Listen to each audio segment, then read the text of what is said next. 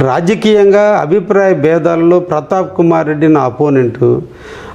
శత్రుత్వం అంటూ ఉంటే నాకు ఏకైక శత్రువు ఒక ప్రతాప్ రెడ్డే.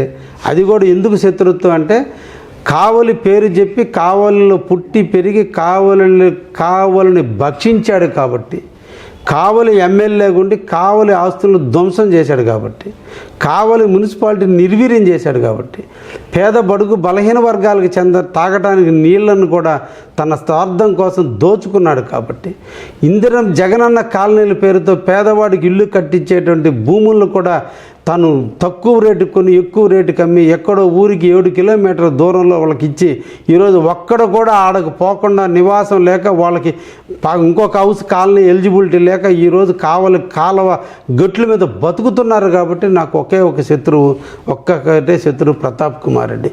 అతను ధనదాహంతో ఈరోజు కావలి ప్రజలని ఇబ్బందులకు గురి చేసిన వ్యక్తి కాబట్టి నాకు ఏకైక శత్రువు ఒకడు ఉన్నాడంటే అది ఒక ప్రతాప్ కుమార్ రెడ్డి.